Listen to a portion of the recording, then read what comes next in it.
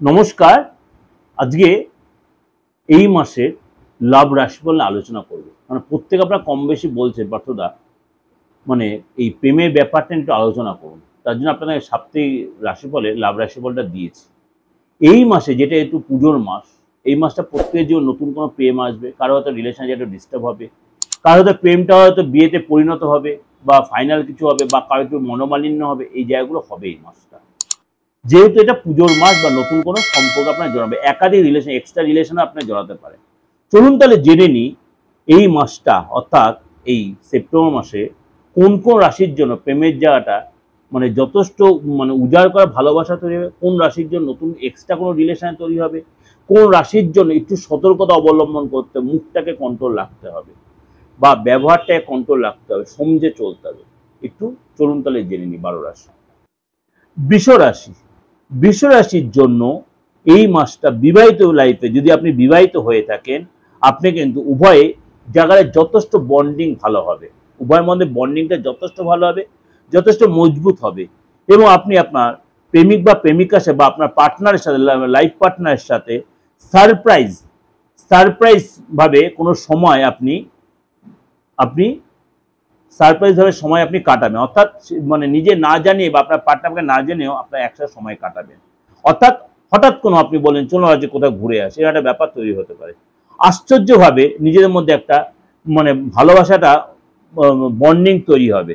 Single যারা রয়েছেন বৃষ রাশির যারা, তারা নতুন কোনো এই সময় আপনি নতুন কোনো বন্ধু পেতে পারেন, যার সাথে আপনার মনের একটা মিল হবে, এবং এই সময় কিন্তু রিলেশনে আপনার বিয়ের জায়গাটা তৈরি হতে পারে, বাবা মা সাপোর্ট পাবেন।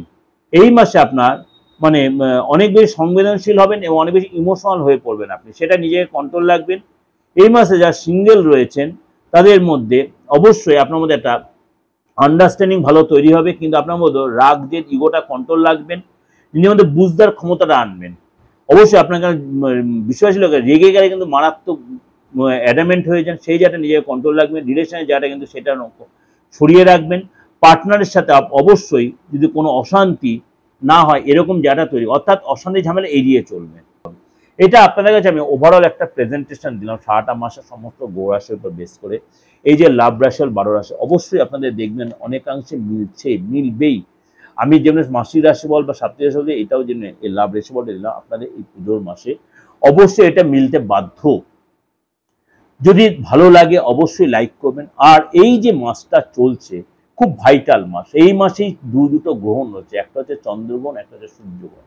এই মাসেই পিতৃপক্ষ, এই মাসেই দেবী পক্ষ, এই মাসটাই আবার আপনার পড়ছে মানে নবরাত্রি, অর্থাৎ দেবী পক্ষ মধ্যে নবরাত্রি। সুতরাং আপনার প্রত্যেক তন্ত্র মধ্যে যে কোনো কর্মক্রিয়া বা বাস্তুর প্রতিকার বা যে কোনো সাংসারিক বা নানা রকম প্রবলেম যে আপনার সাফার করছেন, এই সময়টা উপযুক্ত সময় সেই রেক্টিফাইন করার জন্য অবশ্যই আপনারা কিন্তু এই সময় এই সুযোগটা কাজে লাগাতেই পারেন। আপ টু দেওয়ালি, এই যে 1 তারিখ থেকে শুরু হচ্ছে, 7 তারিখ থেকে শ্রাদ্ধপক্ষ শুরু হচ্ছে, প্রত্যেকের জন্য বলছি যথেষ্ট প্রত্যেকটা তান্ত্রিক যারা আছে এই সময়টা কিন্তু ওয়েট করে থাকেন। সুতরাং আপনিও এই সুযোগটা কাজে, আপনার বাস্তু প্রতিকার করার জন্য, আপনার সন্তানের জন্য, আপনার শত্রুতামির জন্য, আপনার আইনি ঝামেলার জন্য, মানসিক অবস্থার জন্য, আপনার মানে আপনার স্বামী স্ত্রীর বন্ডিং এর জন্য, আপনার প্রেমিক প্রেমিকার জন্য, প্রত্যেকটা ব্যাপারের জন্য আপনি কিন্তু অবশ্যই যোগাযোগ, দেশে বিদেশে বাইরে থেকে যারা যোগাযোগ করতে অবশ্যই যোগাযোগ করতে পারেন।